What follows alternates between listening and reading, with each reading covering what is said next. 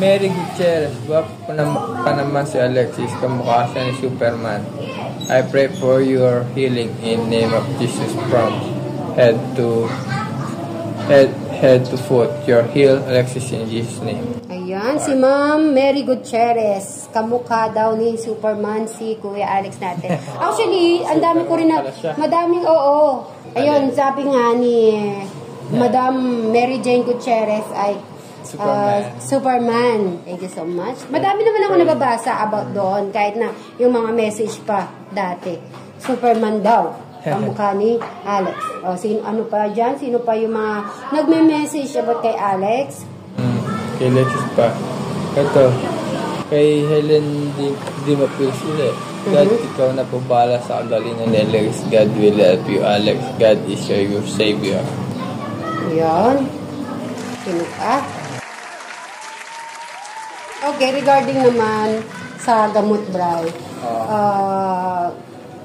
Dapat po talaga yung gamot ni Alex ay hindi talaga maliligtaan.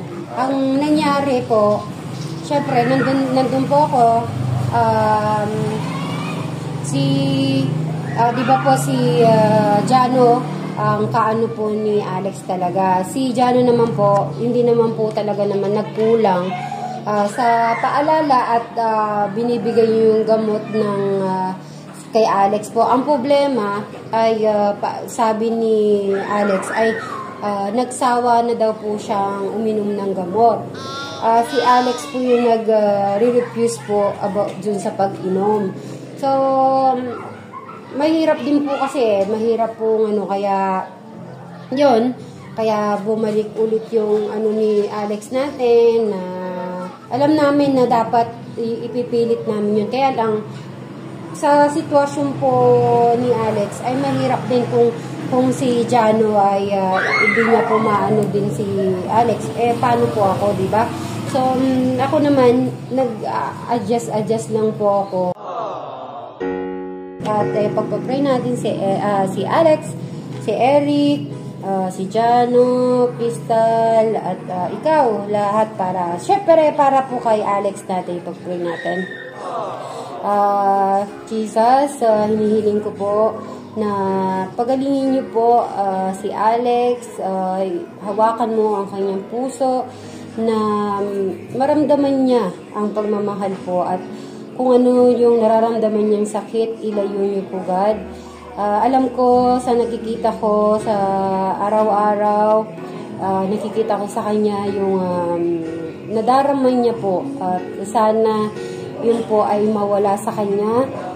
Kung ano man sakit naranasan niya ay sana po hawakan mo yung kanyang puso, isip, para mawala na po yun at mapalitan po ng pagmamahal at maranasan niya habang bata pa po siya na maramdaman niya kung gaano po kasaya mabuhay dito sa inyong mundong ibabaw, O God, na pinahiram niyo para sa aming bawat isa.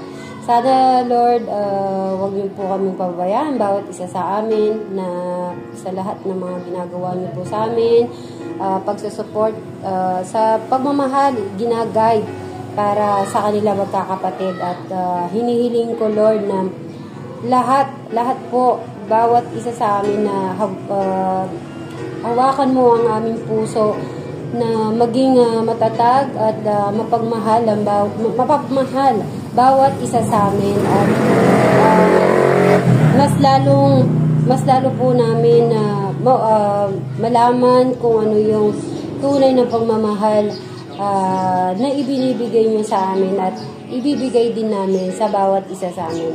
O Lord, kayo na pong bahala kay Alex, na sana at hindi po sana kayo na pong bahala kay Alex na gumaling ng tuluyan, at nandito kami na hindi kami mawawala ni Brian, si Eric, Krista, Jano, Family Manalastas, lahat po kami na hanggang kaya po namin na susuporta po kami. In Jesus' name, Amen. Amen. Amen. Thank you, Lord. Sana, Lord, kayo na pong bahala kay Alex po natin. At Dami akong pawis. Oo. Ayun. At thank you sa mga nagmamahal po talaga. Thanks mama sa Yeah.